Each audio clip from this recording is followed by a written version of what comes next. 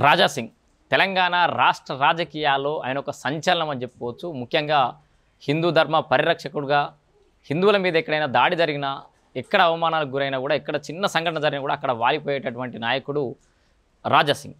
So ఇప్పుడంతా రాష్ట్రం అంతా ఒకటే చర్చ జరుగుతుంది, రాజా సింగ్ దారేటు.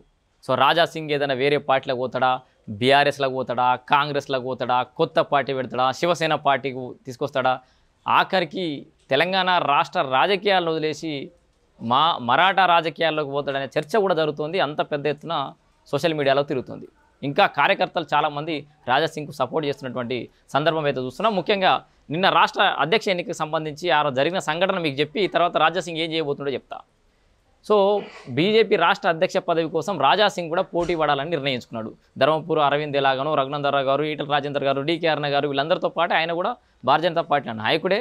ఒకానొక సమయంలో భారతీయ జనతా పార్టీకి ఉన్న ఏకైక ఎమ్మెల్యే కూడా, అసలు బీజేపీ గడ్డు పరిస్థితులు ఉన్నప్పుడు ఎమ్మెల్యేగా చేసినటువంటి నాయకుడు రాజా సింగ్. సో అందరితో పాటు పోటీ పడాలనుకోవడంలో తప్పులేదు, అధ్యక్ష పదవి ఆశించడం కూడా తప్పు కాదు. కాకపోతే భారతీయ జనతా పార్టీ ముందుగానే ఒక నాయకుడిని డిసైడ్ చేసేసి ఆ నాయకుడికే మీకు రాష్ట్ర అధ్యక్ష పదవి ఇస్తున్నామని ముందే చెప్పేసి నామినేషన్ వేయకుండా నామినేషన్ ప్రక్రియకైతే అడ్డుపడిన సందర్భం అయితే చూసినాం. సో అక్కడ రాజా సింగ్ కూడా నామినేషన్ వేయడానికి పోయినట్టుగా తెలుస్తోంది. మొన్న రాష్ట్ర అధ్యక్ష ఎన్నికకు సంబంధించి నామినేషన్ పత్రాలు కూడా సిద్ధంగా చేసుకొని ఆడ ఆఫీస్ బేరర్స్ ఏదైతే సంతకాలు పెట్టాలనో దాంట్లో ఒక 2-3 సంతకాలు కూడా పెట్టించినట. మిగతా వాళ్ళ సంతకాలు పెట్టకుండా మరి ఇవన్నీ ఎట్లా మ్యానిపులేట్ చేసారు, ఎందుకంటే భారతీయ జనతా పార్టీ నాయకులు కాబట్టి వాళ్ళందరూ మ్యానిపులేట్ చేసేసి రాజా సింగ్కు మద్దతు పలకకుండా కొంతమంది సీనియర్ నాయకులు అయితే ప్రయత్నం చేసినట్టుగా తెలుస్తుంది. సో ఇదైతే ఆ సంఘటన జరిగిందట అధ్యక్ష ఎన్నిక రోజు. రాజా సింగ్ అధ్యక్ష పదవి, ఎందుకంటే నామినేషన్ ఇస్తే మళ్ళీ ఎన్నికలకు పోవాల్సి వస్తుంది, రాజా సింగ్కు ఇవ్వకుండా క్లియర్ కట్గా అక్కడ అడ్డుకట్టే వేసారు. సో ఇంకొక విషయంకి వస్తే రాజా సింగ్ గత కొన్ని రోజుల నుంచి, కొన్ని నెలల నుంచి కూడా బీజేపీ మీద అసంతృప్తితో ఉన్నాడు. బీజేపీ పార్టీ విధానాల మీద, ఇక్కడ తెలంగాణ రాష్ట్ర నాయకుల మీద, వాళ్ళ యొక్క విధానాల మీద ఆయన అసంతృప్తి వ్యక్తం చేస్తూ వచ్చిండు. కాకపోతే గతంలో చాలాసార్లు ఆయనను మన బుజ్జగింపు చర్యలు చేపట్టి అటు బండి సంజయ్ పోయి స్వయంగా పోయి బుజ్జగించడం, తర్వాత పార్టీలు తీసుకురావడం, ఎందుకంటే ఆయనకు కూడా వేరే ఆప్షన్ లేదు, వీళ్ళకు కూడా వేరే ఆప్షన్ లేదు. సో ఆ కట్టర్ హిందూ భారతీయ జనతా పార్టీ సిద్ధాంతాలకు బాగా దగ్గరగా ఉండేటువంటి వ్యక్తి, హిందుత్వ ఎజెండాతో జరిగే పార్టీలో సో అట్లాంటి నాయకుడు ఖచ్చితంగా కీలకం కాబట్టి ఆయనను మళ్ళీ తీసుకొచ్చిరు, అయిపోయింది. బట్ ఇన్నిసార్లు తీసుకొచ్చిరు, కానీ ఈసారి తీసుకొచ్చే అవకాశం లేనట్టుగా కూడా తెలుస్తోంది. రాజా సింగ్ కూడా మళ్ళీ భారతీయ జనతా పార్టీలో తిరిగి వచ్చే అవకాశం కూడా లేనట్టుగా కూడా ఒక వాయిస్ అయితే వినపడుతుంది. ఎందుకంటే ఇక్కడ రాష్ట్రంలో బీజేపీ అధికారులు రావడం చాలామంది ఇక్కడ ఉన్న నాయకులకే ఇష్టం లేదని చెప్పేసి బాహాటంగా చెప్పిండు. మొన్న మీకో దండం, మీ పార్టీకో దండం రా నాయన అని కూడా చెప్పినటువంటి సందర్భం చూసినాం.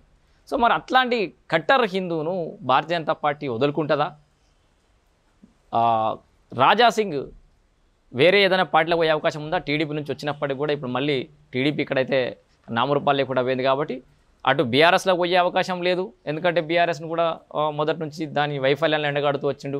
కాంగ్రెస్లోకి పోయే అవకాశం ఇంకా అంతా కూడా లేదు, కొత్త పార్టీ పెట్టే స్కోప్ లేదు.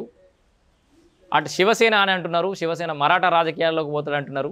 మరి తెలంగాణ రాష్ట్ర రాజకీయాలను వదిలిపెట్టి కనుక రాజా సింగ్ పోతే మరి ఆయన లోటును పూడ్చే నాయకుడు తెలంగాణలో భారతీయ జనతా పార్టీలో ముఖ్యంగా ఉన్నారా అనే ప్రశ్న ఖచ్చితంగా వేసుకోవాల్సిన అవసరం ఉంది. అయితే చాలామంది భారతీయ జనతా పార్టీ కార్యకర్తలు స్టేటస్లు ఏం పెడుతున్నారంటే, భారతీయ జనతా పార్టీ కార్యకర్తలు చాలామంది ఇంకా అయిపోయింది, మంచిగా 10 ఏళ్ళ వెనకకు తీసుకుపోయారు భారతీయ జనతా పార్టీని, మంచి నాయకుడిని విడిచిపెట్టుకున్నారు, రాజా సింగ్ గారు తిరిగి రావాలని చెప్పేసి భారతీయ జనతా పార్టీ కార్యకర్తలు అన్నాడు, బీఆర్ఎస్లోకి రాండి బీఆర్ఎస్లు ఆహ్వానించుడు. సో ఇట్లా రకరకాల చర్చనైతే జరుగుతోంది. కానీ ఇక్కడ రాజా సింగ్ మరి ఏ నిర్ణయం తీసుకోబోతున్నాడు? బీఆర్ఎస్ పార్టీలోకి పోతాడా అంటే పోయే అవకాశం లేదు, కాంగ్రెస్లో పోయే అవకాశం లేదు. అయితే ఇట్లా స్టేటస్లు పెడుతున్న చాలామంది కార్యకర్తలలో నేను చాలా మెజారిటీ కార్యకర్తల స్టేటస్లు చూసిన వాళ్ళందరూ ఏమనుకుంటున్నారంటే, పార్టీలకు అతీతంగా రాజా సింగ్ ఏ నిర్ణయం తీసుకున్నా మనం అందరం మద్దతు తెలిపాలని చెప్పేసి కూడా చాలామంది మెసేజ్లు పెడతా ఉన్నారు, స్టేటస్లు పెడతా ఉన్నారు.